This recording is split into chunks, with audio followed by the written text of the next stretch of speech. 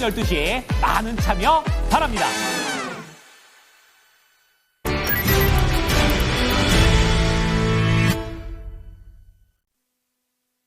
김근희 전문가와 함께 세 가지 포인트 알아볼 텐데요. 첫 번째 포인트 공개합니다. 원래 이 시간에 늘 얼개를 그려주시잖아요. 미국 증시 반등, 커플링 국내 증시. 오늘의 반등의 배경에 이 미증시의 반등이 있었다. 이렇게 좀 보시는 것 같아요.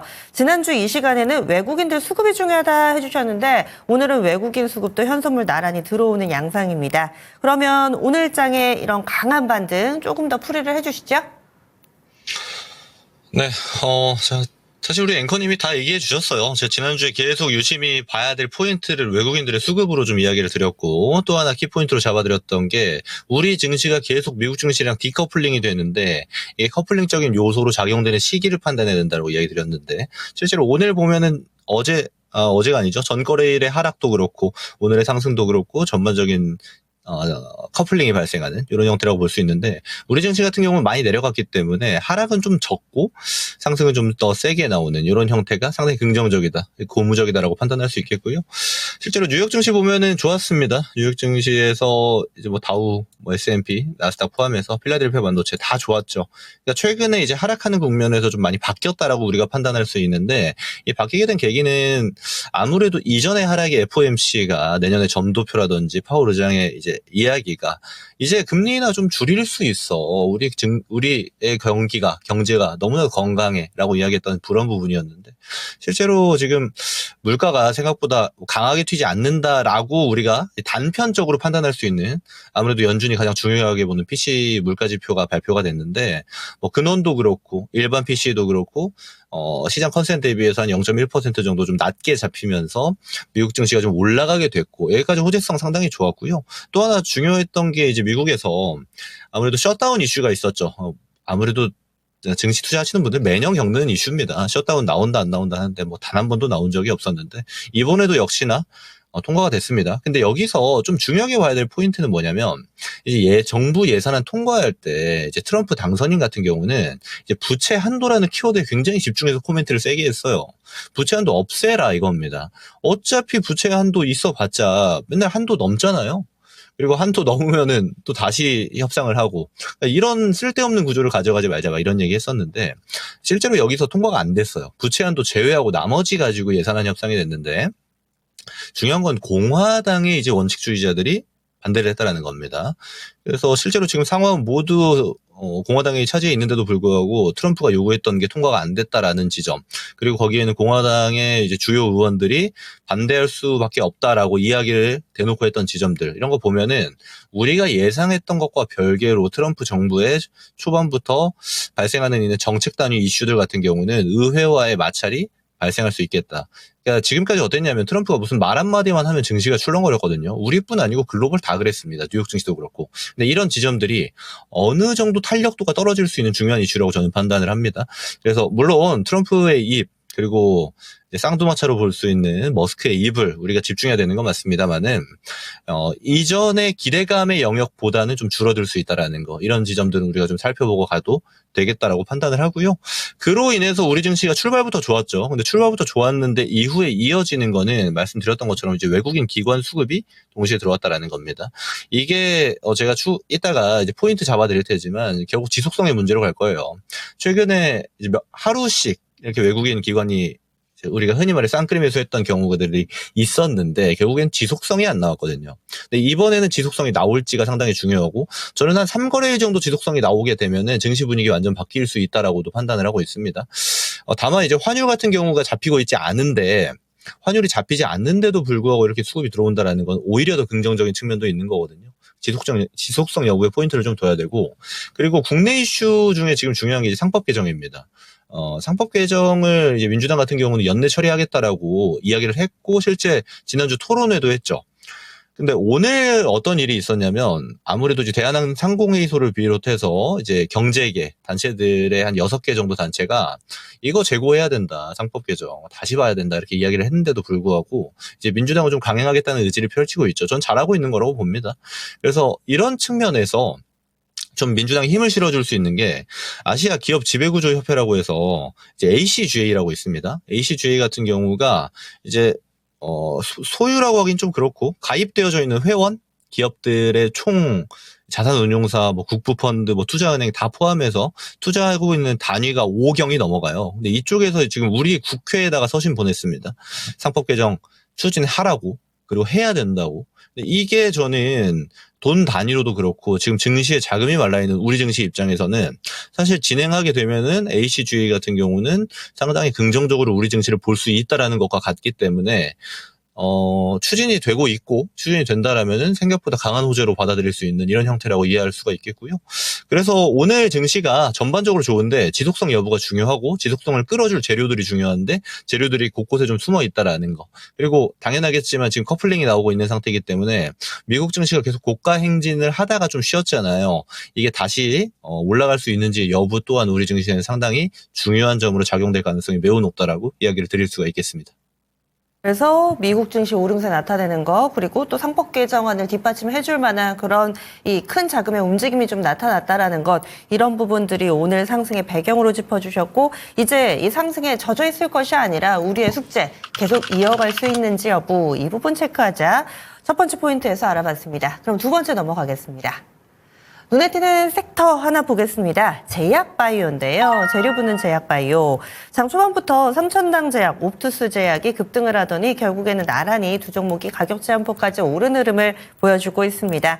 이 독일 쪽에 좀 재료가 나왔습니다. 독일 기업과 이 아일리아, 바이오시밀러, 후보 물질에 대해서 독점 판매 계약 체결했다라는 내용이 전해졌습니다. 사실 개장 초에 동시효과 구간만 하더라도 이 뉴스가 회사 측의 공시가 아니었기 때문에 설왕설래하다가 좀 전에 이 1시 후반이네요. 이 회사 측에서도 공시로 내놓은 상황입니다. 그 밖에도 우리가 주목할 만한 개별 호재 어떤 것들이 있는지 제약바이오 요즘 분위기도 같이 봐주세요. 네, 여러분 아시겠지만 제가 이 알테오젠을 필두로 해서 이제 완전 선별화돼서 갈 거다 바이오는 이런 의견을 드렸었어요. 근데 실제로 그렇게 가고 있죠. 예, 이게 수급이 한번 흐트러진 바이오기 때문에 지금부터 계속 선별화돼서 갈 겁니다. 재료 붙은 애들만 갈 거고요. 과거처럼 해서 바이오에 비흡자 들어가면 다 같이 올라가는 때 이런 때는 전 좀 지나갔다고 보고 이 바이오 전반 수급의 형태를 기대하는 분들이 있죠. 예를 들어 대표주들 알테오젠을 비롯해서 플랫폼 들고 있는 분들 같은 경우는 저는 1월까지 좀 봐야 될 것 같아요. 예, 그래서 당분간은 계속 재료에 따라서 움직일 거고 선별화될 거다라고 저는 공통 의견을 좀 드리고요. 여기에 우선 우리 앵커님 잘 짚어주셨듯이 삼천당 제약이 오늘 되게 좋죠. 이 원료 같은 경우는 삼천당 제약이 과거에 이제 올해 제 기억에는 5월, 6월 이쯤으로 좀 기억을 하는데 똑같이 아일리아 바이오시밀러 황반면성 치료제죠. 그래서 시밀러에서 원료 공급하는 거 유럽에 독점 공급하는 거 14개 국가 공시는 했고요.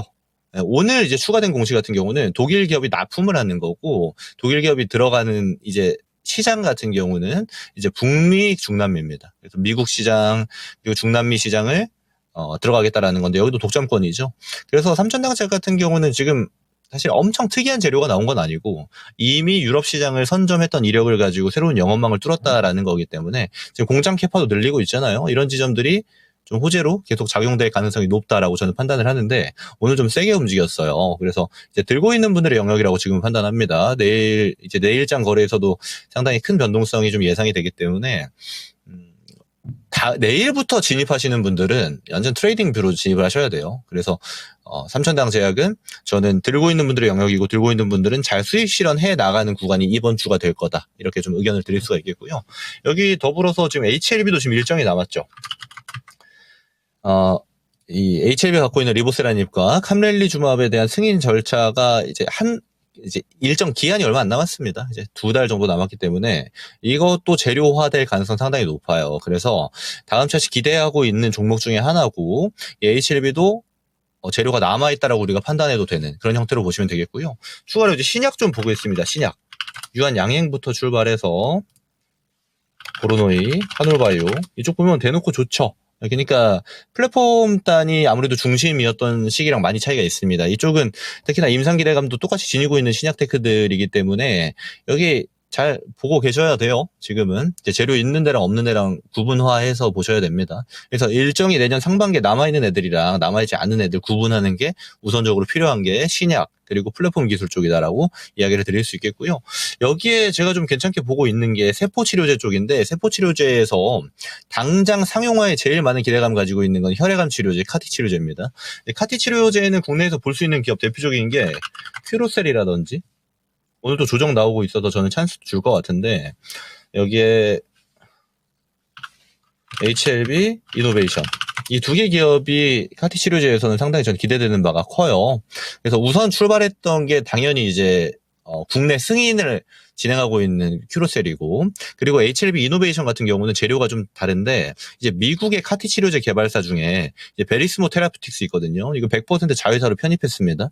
그래서 지금 카티 치료제 같은 경우는 혈액암에서 가장 중요한 기술로 좀 평가받고 있고, 특히나 이제 T세포를 다루는 측면에서 리스크로 다가왔던 게 T세포가 지치는 거였거든요. 근데 지치는 거 좀 해결하는 데이터들을 보여주고 있는 게 이제 큐로셀이나 HLB 이노베이션, 주요 데이터 값이 상당히 좋게 나오고 있어가지고 저는 이쪽 퍼포먼스도 좀 기대되는 바입니다. 다만 지금 바이오 전반 수급보다는 제가 개별 재료로 움직인다고 했죠. 그래서 일단 참고로 좀 봐두시고 앞으로 찬스가 나올 수 있는 종목군에 속한다라고 판단을 하시면 되겠습니다. 그래서 공통적으로 말씀드리는 게 계속 선별화 될 거다, 선별화 될 거다, 재료로 움직일 거다라고 이야기 드렸는데, 그래서 저는 바이오를 이전처럼 이제 뭐랄까요, 고가놀이 하고 있는 걸 잡는 형태가 아니고 조정 나온 다음에 재료가 남은 것들을 타겟하는 이런 전략들이 좀 더 구체화돼야 되는 시기다라고 이야기를 드리겠습니다. 네, 그래서 제약바이오는 그럼 공부가 좀 필요하겠네요. 선별화돼서 움직임을 나타낼 것이다. 이 시간에 종목을 몇 가지 언급을 해주셨죠. 뭐 HLB 그룹 쪽도 있었고요. 세포 치료제를 눈여겨본다. 이런 추가 힌트도 나왔으니까 제약바이오 궁금하신 분들은 종목 다시 한번 또 기억을 해주시기 바라겠습니다. 다음 마지막 포인트 넘어가겠습니다. 마지막 포인트는요, 벌써 3주째 이 세 번째 포인트로 계속 고환율 수혜주 얘기를 해주고 계세요. 그래서 여기에 해당되는 섹터 아마 다들 알고 계실 겁니다. 조선, 방산, 전력설비를 계속해서 강조를 해주고 계시는데 3주 전이면 우리가 탄핵정국 한창일 때고 이 정치 변수에 막 허덕일 때였는데 그때 조선, 방산, 전력설비 특히나 조선 사신 분들은 확실히 시장 대비 수익률이 지금 굉장히 좋을 것 같습니다. 그러면 계속해서 고환율 수혜주 이쪽을 봐야 되는 것인지 어떤 의견이신가요? 자, 우선 우리 조선주 먼저 좀 보겠습니다. 이게 제 추천주도 많아가지고 저는 아무래도 기자재 쪽보다는 그냥 대장주 잡으시라고 이야기하는 사람인데 한국조선 해양부터 좀 볼게요. 이제 잡기는 늦었어요. 이렇게 가면은 다음 조정 기다리셔야 됩니다. 제가 조정 때 계속 좋다고 얘기 드렸었는데 그때 지금 증시에서는 이쪽 타겟 해야겠다라고 마음 먹으신 분들은 수확해야 되는 시기로 판단해야 되는 게 조선입니다. 그래서 HD 현대 미포부터 시작해서 HD 한국조선해양, 현대중공업, 성격이 좀 다르긴 하지만 삼성중공업이라든지 하나오션. 하나오션은 오늘 재료가 좀 붙어 있는데 이것도 설명드릴 거고요. 우선 이 조선주들은 실적이 대놓고 좋은 거 우리가 다 알고 있죠. 그래서 이거를 제가 코멘트 드리는 거는 좀 조정이 나오면 매수로, 좀 올라가면 매도로 이런 형식으로 대응해 나가면서 가면은 극대화가 가능하다 보니까 수익화가 그런 형태로 많이 설명을 드리는데 여전히 좋은 건 마찬가지입니다. 내려갈 때도 좋았고 지금 올라갈 때도 좋아요. 근데 이제 살 시기는 좀 지나갔죠. 제가 3주 연속으로 이야기 드린다고 이제 앵커님 말씀 주셨는데 사실 조선주들은 제가 이 프로그램 출연하고부터 거의 한 8할 정도 좋다고 말씀드린 코멘트 드린 애들입니다. 그래서 이제 전 지금도 좋다라고 판단하고요. 내년에도 상반기까지는 당연히 좋을 거다. 특별한 악재가 없는 한 당연히 좋을 거로 좀 판단하고 있는 애들입니다. 그래서 있는 분들 수익 좀 축하드린다라는 말씀 드리고요. 있는 분들은 비중을 좀 정리해 나가셔도 괜찮을 만한 시기다라고 판단을 하고, 특히나 이제 한화오션 같은 경우는 오늘 재료가 붙는 게 한화 그룹주들이죠. 한화 시스템이랑 같이 보겠습니다. 여기 보면은 둘이 오늘 같이 세게 움직였어요. 어떤 형태였냐면 이제 필리조선소 가지고 있잖아요. 근데 미국에서 지금 법안 하나를 발의했습니다. 이거 통과로 잘못 얘기가 나오던데 이제 발의한 거예요. 선박법 발의했는데 여기 내용 보면은 디테일하게는 조선업과 항만시설법 같이 들어가는데 여기에 미국이 이제 선적 상선을 250척까지 늘리는 법안, 그리고 이걸 친환경 선박으로 늘리는 거, 그리고 250척까지 늘리게 되면 거기서 정비 수요라든지 업데이트 수요, 그러니까 MRO 수요 발생하는 것들이 존재하잖아요. 그리고 이거에 궤를 같이 하는 건 트럼프가 지금까지 했던 코멘트들입니다. 중국에다 갖다 주지 마라. 사실 중국에 안 갖다 주면 갖다 줄 때 우리밖에 없거든요. 그래서 아무래도 우리 기업들이 좀 주목을 받을 가능성이 높아졌고 이거 당연한 건데 그 중에서도 이제 미국장 뛰고 있는 거는 하나오션과 하나시스템이 필리조선소에 인수했잖아요. 저 필라델피아에. 그래서 좋죠. 그래서 먼저 이제 부각이 된 거고 그리고 이미 지금 수주한 것도 좋고요. 그래서 저는 이쪽은 뭐 계속 좋을 예정이다. 트레이딩 뷰 자신 있는 분들은 트레이딩 뷰로 보셔도 되고 이게 좀 어렵다 하면은 조정 나왔을 때 담으셔가지고 올라갈 때 끌고 가는 형태로 보셔도 되는 굉장히 좋은 섹터인 거는 지금 여전히 저는 변함없다라고 판단하고요. 그래서 안 그래도 좋은 섹터에 좋은 재료까지 얹혀진 형태다라고 보시면 되는데 그래서 이어지는 게 이제 방산입니다. 방산은 아무래도 좀 조용해요. 하나 시스템 같이 볼게요. 하나 에어로스페이스, 현대로템, LIG 넥스원, 한국항공우주. 생각보다 조용해 보이지만 사실 시장 대비해서 굉장히 강한 거 마찬가지입니다. 이거 조정 나올 때 제가 그냥 눈 딱 감고 사셔라 라고 말씀드렸던 애들인데 지금 또 튀고 있어가지고 지금 올라갈 때는 사기가 좀 애매해요. 그래서 지금 시장이 완전히 정상화되었다 있다 이렇게 판단하기가 좀 어렵다 보니까 올라가는 거 추격 매수는 하지 마시고 또 다른 또 상승 이후에 조정이 나올 텐데 그때는 또 담아볼 수 있는 전략으로 제가 말씀드린 이 고환율 수혜주들은 특징이 뭐냐면요. 이번에 20일 잠정 수출 데이터 나왔지만 수출에서 데이터가 좋아요. 그러니까 돈을 많이 벌고 있다라는 겁니다. 근데 지금 돈을 많이 벌고 있는데 앞으로 더 벌 것 같은 애들이라는 거거든요. 그러면 성장을 한다라는 기업들이고 실제 주가 퍼포먼스도 그렇게 나와지고 있기 때문에 저는 계속 관심주로 보셔야 된다라는 관점은 유지를 하셔야 된다라고 판단합니다. 자, 그리고 마지막 전력설비입니다. 전력설비도 오늘 신고가 영역이죠. 다 HD 현대일렉 여기 같이 가는 게 대형 변압기에서는 효성중공업 그리고 소형에서는 재룡전기가 제일 좋은데 이렇게만 좀 놓고 볼게요. 더 많은 종목들이 있긴 합니다만은 지금 이쪽은 저는 찬스 계속 유지된다라고 봐요. 특히나 재룡전기 같은 경우 지금 많이 눌렸죠. 많이 눌려있는 상태에서 바닥에서 좀 치고 올라오는 형태이기 때문에 저는 리스크가 좀 적은 건 재룡전기다. 신규로 매수하겠다라면. 그리고 만약에 들고 있는 분들 같은 경우는 전 다 극대화해도 되지 않겠나 이렇게 판단하고 있습니다. 지금 보면은 이제 에너지 관련해서 정책들도 얘기가 굉장히 많잖아요. 특히 LNG 관련된 플랜트라든지 또는 오늘 보니까 미국 상원에서 트럼프가 해상 풍력 예산 줄이는 거 반대하겠다라고 이제 상원 대표 공화당 의원입니다. 이야기하던데 그런 거 보면은 결국에는 에너지단의 필요성이라든지 에너지를 가지고 패권을 움직일 수 있다라는 앞으로의 예측은 전혀 틀린 바가 없거든요. 그럼 그랬을 때 공통수에 해상 풍력이 됐건 원전이 됐건 또 태양광이 됐건 친환경 에너지와 전통 에너지를 포함해서 모든 에너지에서 필수적으로 들어가는 게 발전 단계에 있으면 움직여야 되잖아요. 그러면 에너지를 옮기는 단계에 들어가는 변압기라든지 전선 이쪽은 내년에도 주기적으로 수혜받을 가능성이 굉장히 높다. 주가 퍼포먼스도 기대되는 게 그대로 유지가 되는 항목이고요. 이거를 그대로 보여주는 게 수출 데이터입니다. 변압기 수출 데이터는 여전히 좋아요. 근데 아무래도 이 변압기 종목이라든지 전력 설비 관련된 쪽은 고시총주들이 아닙니다. 지수를 움직이는 이런 형태는 아니다 보니까 지수랑 좀 거꾸로 갈 때도 있고 한데 그래서 이거는 개별 종목들의 시세 분석을 따로 하셔야 되는 이런 특징이 있다라는 것만 참고하시면 될 것 같아요. 그래서 이 고환율 수혜주는 제가 계속 이야기를 드리는데 전에도 좋았고요. 지금도 좋고 앞으로도 좋을 섹터다라고 이야기를 드리겠습니다. 이렇게 해서 3개 포인트 알아봤습니다. 마지막 포인트에 살짝 언급됐던 종목이 목표가 도달해서요. 구체적으로 리뷰를 해드리겠습니다. 좀 전에 조선은 약간씩 챙겨도 좋겠다라는 시각으로 얘기를 해주셨는데 바로 HD 한국조선해양입니다. 9월 2일에 추천해서요. 지금 2차 목표가 도달이거든요. 2차 목표가 22만 원 도달하면서 수익률은 거의 30%에 육박하는 흐름을 가져가고 있습니다. 이 종목 향후의 전략 알려주세요.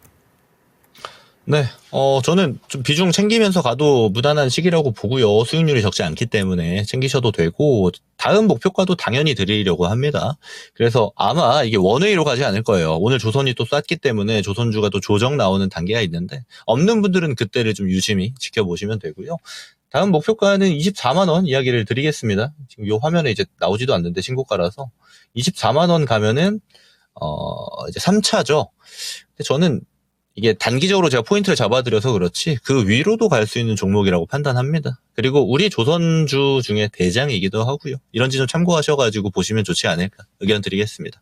커피를 차츰차츰 올려주시는데 그래야지 저희가 방송에서 계속 팔로업을 좀 해드릴 수 있거든요. 이런 전문가님의 또 행간을 같이 좀 읽어주셨으면 좋겠고요.